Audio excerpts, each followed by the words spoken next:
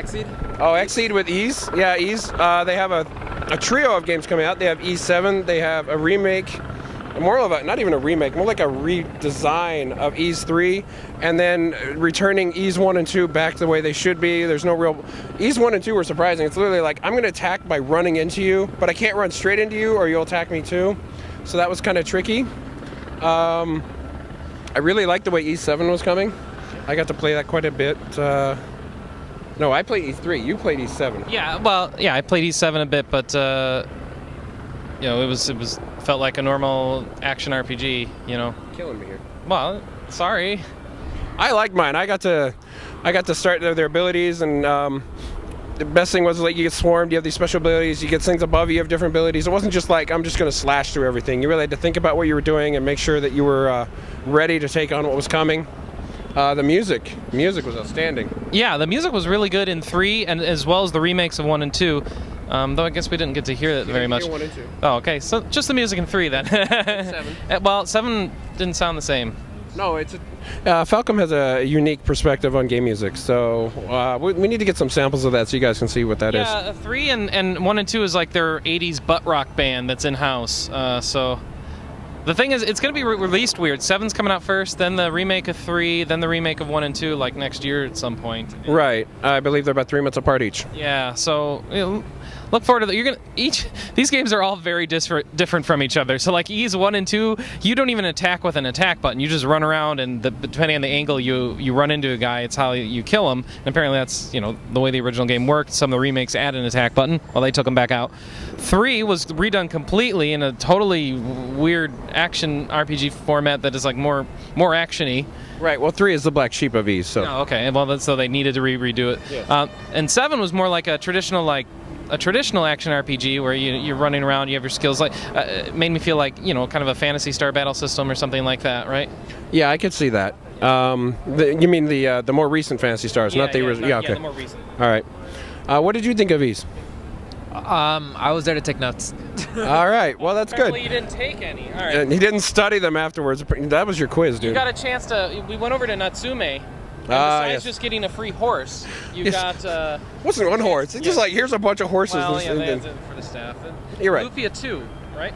Lufia 2. Lufia 2 is one of those games where when I played on the Super Nintendo, I was just like blown away. I could not stop playing it. I played it 40 hours in 6 days, and I had to give it up because of the rental. And I was like, I loved it. And then they're like, we're going to remake it. And I'm not sold on it. I like the original the way it was. Now it's an action RPG with one character at a time that you can switch between 6 and you can build their things. And I'm like, that's not what Lufia was. I'm sure the producer knows what he's doing, but I'm not sold on it. Yeah, it did seem kind of odd. It didn't grab me at first, but I had a very short time on the game, so maybe later on I'll be able to get a better impression of it. But well, how about Rune Factory? Rune Factory was, but they took a lot of complaints from the Rune Factory 1 and 2. 3, right? Yeah, Rune Factory 3, and they took from 1 and 2, and they realized people think it's slow, people think it doesn't progress very well, and they're trying to streamline it, make it faster. They added jumping. Or was that Harvest Moon? No, Harvest Moon has a jump. Harvest Moon has jump, yeah. Yes, we'll get back to that. But yeah, Rune Factory, they're really trying to streamline it, make it a better story. You can't pick it up in 10 minutes and figure out what the new story is or anything, but I'm looking forward to it. And it makes me wonder if I should actually play Rune Factory 1 and 2 now, because I'm not really... if 3 is supposed to be so much better, then why am I playing 1 and 2? So... Right. Well, you also saw the first Harvest Moon with a double jump button. Yeah, well, it's not, yeah. What was it called? Bazaar. Grand Bazaar. Yeah, so this is the DS game. This is the one I think I'm going to take on because I like selling things. I was always, when it was in high school and they're like, here's your ASCII little lemonade stand and how can you charge based on the temperature and the, Are you all about the Benjamins? I am all about the Benjamins, baby. But it's like, I want this because I think I'm good at manipulating markets, so I think that'll be fun. I think this has gone pretty much. No, you also got a chance to try out Disgaea Infinite, right?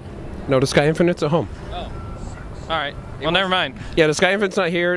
Nisa I had... have impressions on that soon. I got to try out Trinity Universe. Oh, you did? Yeah, it's weird. I have no.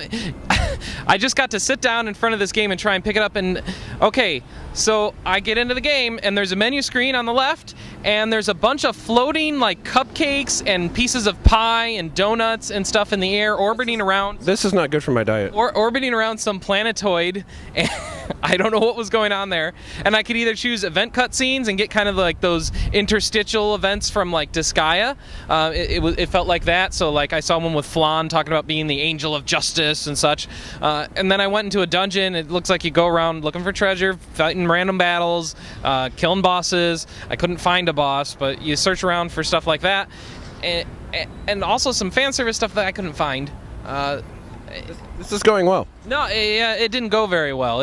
It felt like this game needs a little bit of tutorial to be able to get into, and it looks like it might be a bit too much fan service for its own good. So I'm a little worried about it. Hopefully with a better hands-on impression kind of from the beginning, rather than having like level 100 characters that it was just wandering around dungeons that were too low for me.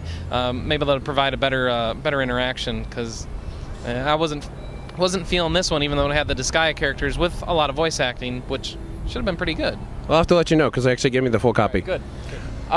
Did you play anything from NIS America? No.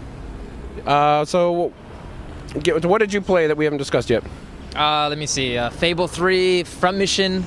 I know it's not exactly an RPG, but I want to know about. Tell me about Front Mission. The trappings of Front Mission are still there. They're still dropping all the names of all those big companies, all the big unions. And I tried out the customization. It's just as deep as ever. You could even change like you can design your own logos, change the paint scheme for every little thing.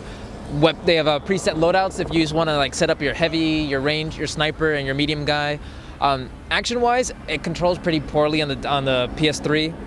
I think those sticks are just too close together. I felt awkward, but on the 360 it controls decently enough. I got quite a few kills playing the deathmatch mode, and that could just mean they were worse than you.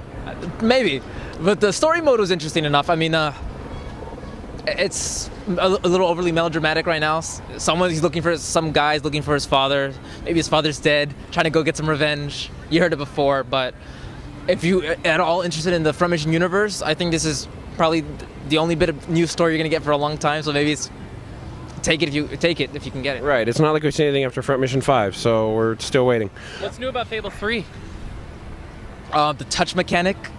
You know, where you can hold people's hand and guide them, or if they don't like you and they're scared, you can grab them and take them with you. John Cleese in the little closet that you have, I got to see that. So instead of looking through all your clothes in a menu or trying to find anything in the menu, every time you push the start button, you go into this room appears, like pretty quickly too, really fast loading is, and then you can just go into your closet and you see mannequins of clothes that you've set up and you want to wear. You can go to your weapon room and see all your weapons. You can go, this basically replaces, and the map. Instead of having this static map, I remember in Fable 2, it was kind of hard to figure out where I wanted to go. I'd be like, I want to go to this tower, but where is that tower? Do I have to warp here or do I warp there?